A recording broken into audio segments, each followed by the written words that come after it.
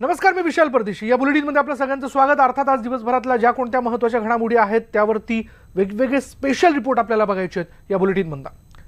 अनेकांना जगण्याचा मार्ग सांगणाऱ्या, आयुष्याचं महत्त्व पटवून देणाऱ्या भय्यू महाराजांनी मृत्यूला का कवटाळलं? अशी काय मजबुरी होती की त्यांना हे जगणं आणि हे जग नकोसं झालं? आपल्या सगळ्यांच्या मनातल्या या सगळ्या प्रश्नांवरचा पडदा अखेर उठलाय. भय्यू महाराजांच्या भोवतीच्या मृत्यूचं चक्रव्यूह रचणारे गुन्हेगार समोर आलेत. लाखो भक्तांच्या अडचणी दूर करणाऱ्या आध्यात्मिक गुरु भय्यू महाराजांनी आत्महत्या का केली या गहन प्रश्नाचं उत्तर अखेर मिळालंय. जवळच्या व्यक्तींनी केलेल्या विश्वासघातानं आणि ब्लॅकमेलिंगला कंटाळूनच त्यांनी आत्महत्येसारखं टोकाचं पाऊल उचलल्याचं आता पोलीस तपासातून समोर आलंय. इस पूरे मामले में अभी तक 3 लोगों के विरुद्ध 306 आईपीसी का प्रकरण पाया जाता है. 306, 384, 120 बी इसका प्रकरण इसमें पाया गया है प्रथम दृष्टया. और इसमें 3 लोग, जो कि तीनों लोग कहीं ना कहीं उनसे नज़दीकी रूप से जुड़े थे, विनायक, शरद और पलक, इन 3 लोगों के विरुद्ध इसमें एक प्रकरण पंजीबद्ध किया गया है. पुलिस ने उन्हें गिरफ्तार भी कर लिया है. फिलहाल वो अभी न्यायालय में, माननीय न्यायालय में पेश किया गया, उन्हें न्यायिक हिरासत में भेजा गया है. इस पूरे प्रकरण में मुख्य तौर पे जो नज़दीकी लोग हैं, जिनसे जो नज़दीकी व्यक्ति हैं, जैसे कि उनकी पत्नी और उनसे जुड़े हुए अन्य लोग, उनके बयान लिए गए हैं. और साथ साथ कुछ डिजिटल एविडेंस, जो कुछ मोबाइल से संबंधित जो चैट और कुछ और जानकारियाँ मिली हैं, उसके आधार पर ये पूरे साक्ष्य उपलब्ध हुए हैं और उसी के आधार पर ये कार्रवाई की गई है. याच साळसूद चेहऱ्याच्या पलक पुराणिकनं भय्यू महाराजांचा घात केल्याचा आरोप आहे. मुलीची केअरटेकर असलेल्या पलकनं महाराजांशी जवळीक साधून त्यांना जाळ्यात अडकवलं आणि त्यानंतर तिनं भय्यू महाराजांच्या विश्वासातील माणसांना हाताशी धरून लग्नासाठी ब्लॅकमेलिंग सुरू केलं. महाराजांनी लग्नासाठी नकार दिला आणि 17 एप्रिल 2017 रोजी आयुषी हिच्याशी विवाह केला. त्यामुळे चिडलेल्या पलकनं महाराजांना लग्न करण्यासाठी 1 वर्षाची मुदत दिली. जो परिजनों ने बताया है, उन परिजनों के बयान के आधार पर 16 जून की तिथि के लिए दबाव बन रहा था कि शादी एक करने की बात थी, लेकिन उन परिस्थितियों में संभव नहीं था. और निश्चित तौर पे उसके कारण मानसिक तनाव और दबाव था उस बात को लेकर के. संभवतः परिजनों का कहना है कि उसमें शादी न करने की स्थिति में संभवतः कोई कार्रवाई करने या पुलिस कार्रवाई करने की भी उसमें बात शायद इन लोगों की हुई थी. पलकनं दिलेली 16 जूनची मुदत संपत आली होती. याच दरम्यान घडलेल्या राजस्थानमधील दाती महाराजांसारखे हाल करू अशी धमकी तिनं दिल्यानं भय्यूजी महाराजांनी टोकाचं पाऊल उचलल्याचा आरोप आहे. और उस मामले को समाचार चैनलों में देख के वो काफ़ी लेकर के उसको परेशान थे. लगातार उन्होंने 8-10 घंटे तक विभिन्न उससे संबंधित खबरों को देखा था.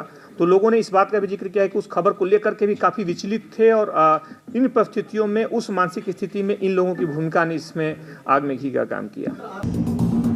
यातली धक्कादायक बाब म्हणजे भय्यू महाराजांनी आत्महत्या करण्यापूर्वी ज्या विनायकच्या हाती सगळी संपत्ती स्वाधीन करण्याची इच्छा व्यक्त केली, तोच विनायक भय्यू महाराजांचा विश्वासघात करत षडयंत्राचा भाग बनला होता याची त्यांना पुसटशीही कल्पना नव्हती.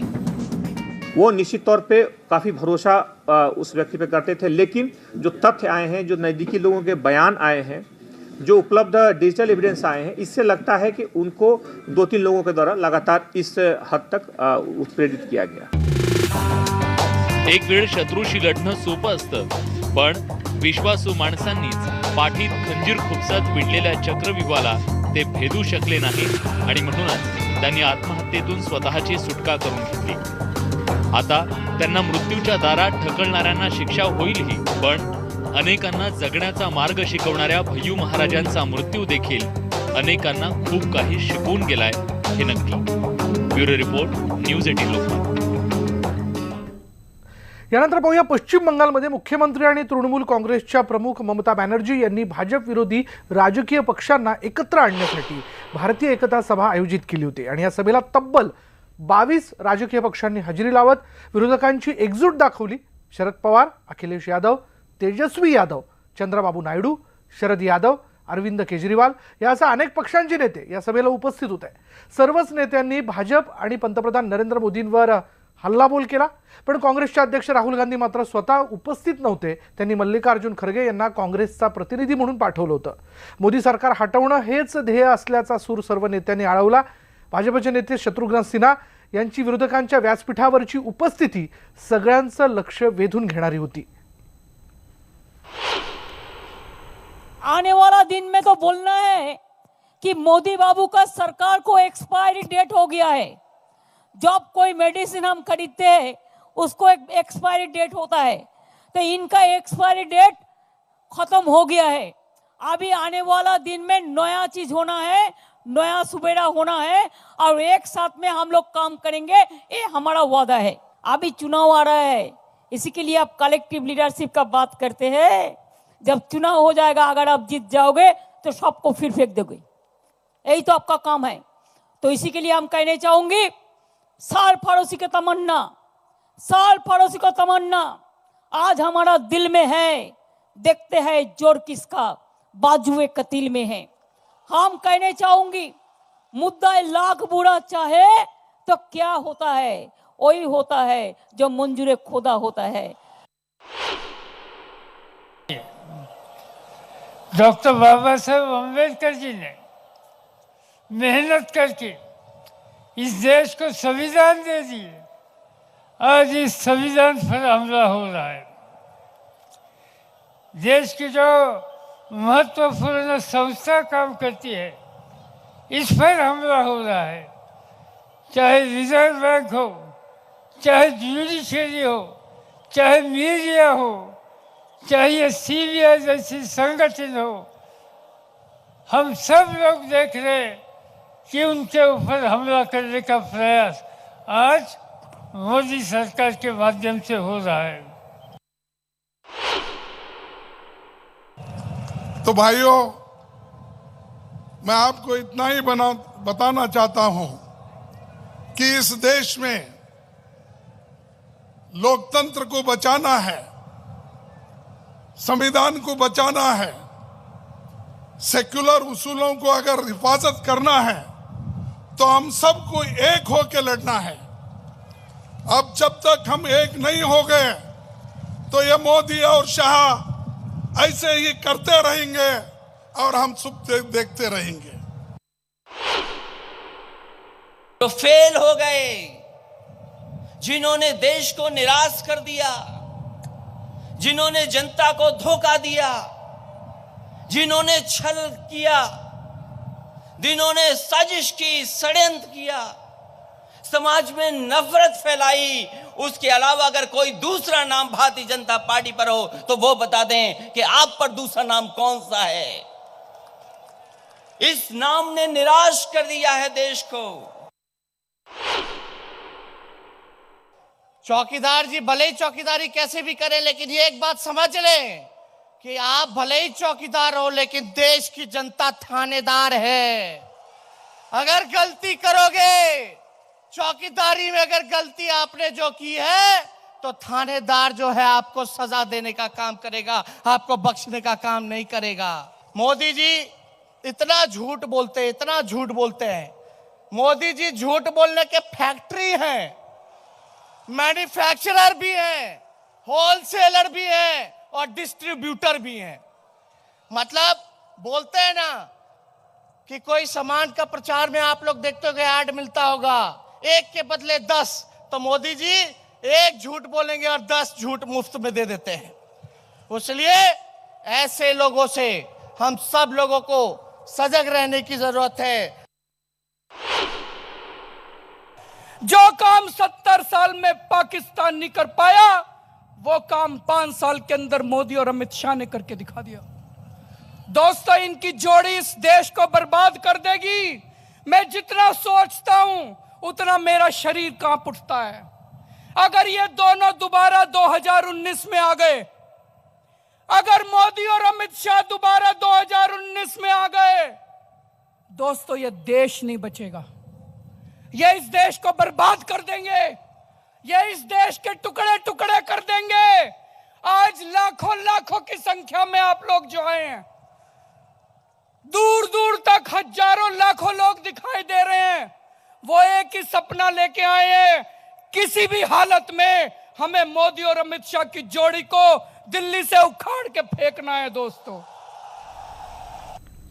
भाजपचे नेते शत्रुघ्न सिन्हा यांनी विरोधकांच्या व्यासपीठावरून भाजप आणि मोदींवर हल्लाबोल केलाय।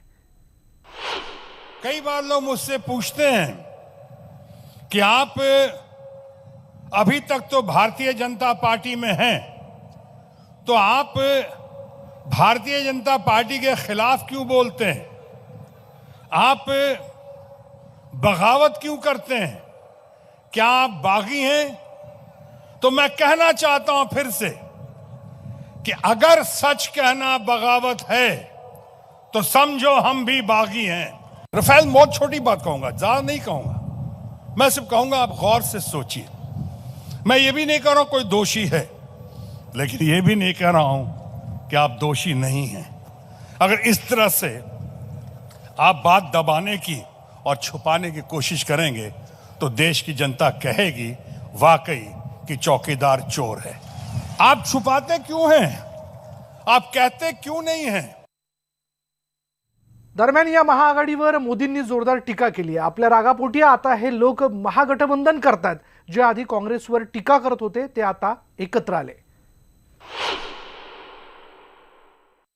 और अपने इसी गुस्से की वजह से अब ये लोग एक महागठबंधन बनाने की कोशिश कर रहे हैं।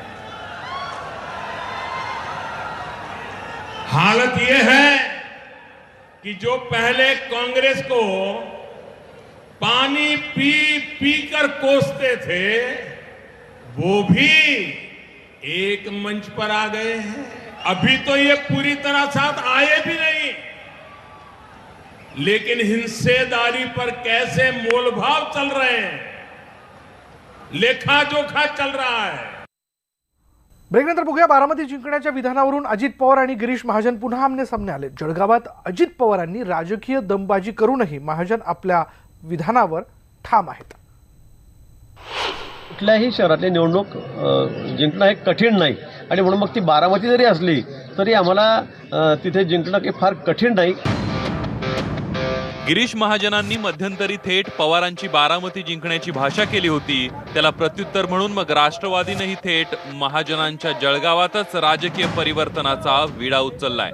हिम्मत असेल तर महाजनांनी बारामतीत येऊन दाखवावं असं खुलं आव्हानच अजित पवारांनी महाजनांना दिलंय, तेही त्यांच्या जामनेर मतदारसंघात। मध्ये तर तुमचे ते गिरीश महाजन म्हणले आता बारामतीलाच येतो, ये बारामतीला दाखवतो। बारामतीला अशी कशी नाही काय? 50 वर्ष लोक आम्हाला निवडून देत आहेत। 50 वर्ष, साहेब 23 वर्ष निवडून आले, मी 27 वर्ष निवडून आले आणि पुढे येणार। हे जवळीक आहे, लोकांची आपलेपणाची भावना आहे। उगीच इथं काहीतरी केल्यानंतर उचलली जीभ लावली टाळ्याला। अजित पवार अंगावर आले म्हटल्यावर गिरीश महाजन तरी कसे गप्प बसतील? तुम्हीच ऐका महाजनांनी बारामतीकरांना पुन्हा कसं शिंगावर घेतलंय ते। निवडणुका लागल्या, मला तर पक्षाने आदेश दिला तुम्ही बारामतीमध्ये जाऊन सुद्धा तिथे नगरपालिका ताब्यात घेईल एवढा हमखास सांगतो मी आपल्याला, कारण तिथे कधी एक हाती त्यांच्या हातामध्ये नाहीये, तिथे आटाकाटावरच आहे। तिथे काही जामण्यासारखं 25 पैकी 25 नाहीत, तिथे सुद्धा असं काही 100% बारामती त्यांच्याकडे येते असं नाही। आणि कुठल्याही नगरपालिकेत झालं, कुठल्या निवडणुकीत किंवा काही होऊ शकतं। महाजनांच्या जळगावात रंगलेल्या या परिवर्तन रॅलीत भुजबळांची मुलूक मैदानी तोप धडाडली नाही तरच नवल। आपण मागत होतो टँकर आणि छावण्या, चालू झाल्या दानभार लावण्या। गायला वाजवा, बायला नाचवा, पुन्हा छमछंबा, हे आमचं बीजेपी सरकार। आता नोटबंदी विसरून जा, जल्लोष करीत जा, अब की बार छमछंबा। आता जळगाव म्हटल्यावर खडसेंच्या नाराजीचा विषयही ओघाने येणारच आणि झालंही तसंच। जयंत पाटलांनी तर पुन्हा एकदा बाहुबली कटप्पाचा किस्सा सांगून थेट खडसेंच्या स्वाभिमानाला भावनिक साथ घातली आहे। मैं पूछ पूछ के थक गया हूँ कि कटप्पा को, बाहुबली को कटप्पा ने क्यों मारा,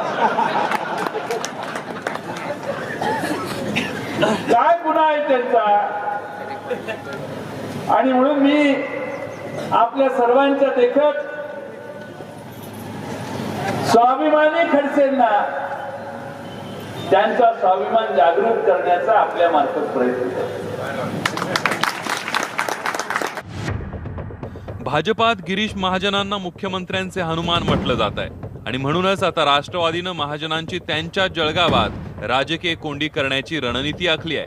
त्यासाठी प्रसंगी एकनाथ खडसेंनाही सोबत घेण्याची राष्ट्रवादीची तयारी आहे. पाहुयात आता खडसे राष्ट्रवादीच्या भावनिक आवाहनाला नेमका कसा प्रतिसाद देतात. ब्युरो रिपोर्टसह राजेश भागवत, न्यूज 18 लोकमत, जळगाव. दरम्यान शिरूर मतदारसंघावरून आढळराव आणि अजित पवार यांच्यात रंगलेल्या वाकयुद्धाला आता स्वतः अजितदादांनी पूर्णविराम देण्याचा प्रयत्न केला. शिरूर संदर्भातील माझ्या विधानाचा चुकीचा अर्थ काढला गेल्याची सारवासारव अजित पवारांनी केली आहे. काही दिवसांपूर्वीच्या आढळराव पाटलांच्या विधानावर अजित पवारांनी जळगावमध्ये काय प्रतिक्रिया दिली आहे पाहूयात. माझं तर म्हणणं त्यांनी ते जाहीर जे वक्तव्य केलंय त्या वक्तव्याशी त्यांनी ठाम राहावं आणि माझ्या विरोधात निवडणूक लढवावीच. आता याच्यातून माघार घेऊ नका. तुम्ही म्हणालात ना की मी पवार घराण्याचं नाव घेणार नाही, तर ते करण्यापेक्षा माझ्या विरोधात तुम्ही जे जाहीर वक्तव्य केलंय त्या वक्तव्याशी तुम्ही ठाम राहा आणि माघार घेऊ नका.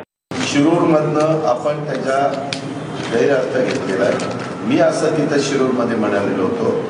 मी 91 साली राजकारणात आलो त्यावेळेस बारामती लोकसभा मतदारसंघात शिरूर आणि हवेली हे सगळा भाग होता. उद्याच्याला जर वरिष्ठांनी आम्हाला सांगितलं की इथं तुम्ही लढायला पाहिजे, त्यावेळेस वरिष्ठ किंवा पक्ष ज्यावेळेस आदेश देतो त्यावेळेस माझ्या सहित कुणी जरी असलं तरी त्यांनी माघार न घेता लढण्याची तयारी ठेवली पाहिजे. काँग्रेस पक्षात खरं तर आयारामांना फारसं स्थान दिलं जात नाही, पण यावेळी महाराष्ट्रातून लोकसभेच्या जास्तीत जास्त जागा जिंकण्याचं टार्गेट मिळाल्याने प्रदेश काँग्रेसने प्रसंगी उमेदवार आयातीची तयारी ठेवल्याची सूत्रांची माहिती आहे. जो जीता वो सिकंदर ही आमची भूमिका आहे. जो जिंकेल त्याला तिकीट दिलं पाहिजे.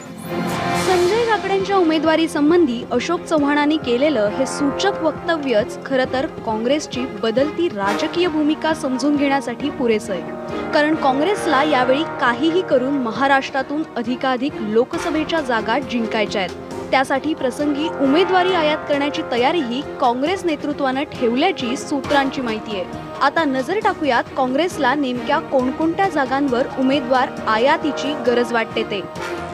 काँग्रेस या जागांवर उमेदवार आयात करणार. पुणे संजय काकडेंच्या नावाची चाचपणी. रत्नागिरी सेना भाजप युती झाल्यास राणेंसाठी चाचपणी. मला पुन्हा काँग्रेसमध्ये कोण कोण येऊ इच्छिते हे मला माहिती नाही, पण बरेच लोक आता काँग्रेसकडे परतीच्या वाटेकडे लागलेले आहेत. कारण भाजपचा आता पराभव हा स्पष्टपणे दिसत आहे डोळ्यासमोर आणि त्यामुळं लोकांना वाटतंय की आपल्याला पुन्हा काँग्रेसमध्ये आल्यास संधी मिळेल. या दोन नावांपैकी संजय काकडे आणि अशोक चव्हाणांच्या भेटीचे तर फोटोही मध्यंतरी प्रसिद्ध झालेत. तर रत्नागिरीच्या जागेसाठी काँग्रेसचा एक मोठा नेता राणेंशी थेट संपर्क साधणार असल्याची सूत्रांची माहिती आहे. अर्थात ही राजकीय शक्यता सेना भाजपची युती झाल्यास गृहीत धरली जाऊ शकते. पक्षातून मात्र याबाबत अधिकृतपणे कोणीच बोलायला तयार नाहीये. नारायण राणे यांच्या संपर्कात काँग्रेसचे एक नेता आहे असं म्हटलं जातं. सगळ्यात महत्त्वाचं म्हणजे असं असूनही देखील राणे यांना काँग्रेसमध्ये किंवा त्यांना जागा देण्याबाबत राज्यातल्या अनेक नेत्यांचा विरोध असणार आहे. अशा परिस्थितीत हायकमांड नेमकी भूमिका काय घेते किंवा जागा जिंकण्यासाठी अनेकांशी कॉम्प्रोमाइज करण्याची परिस्थिती काँग्रेसची आलेली आहे. त्यामुळे राणेंशी कॉम्प्रोमाइज करत पुढच्या काळामध्ये नवीन राजकीय घडामोडी घडणार का याकडे सगळ्यांचं लक्ष लागलेलं आहे. व्हिडिओ जर्नलिस्ट बाळा शेट्टीसह सागर कुलकर्णी, न्यूज 18 लोकमत, मुंबई. आणि यानंतर या बुलेटिनमध्ये इथेच थांबणार आहोत. पहा फक्त न्यूज 18 लोकमत.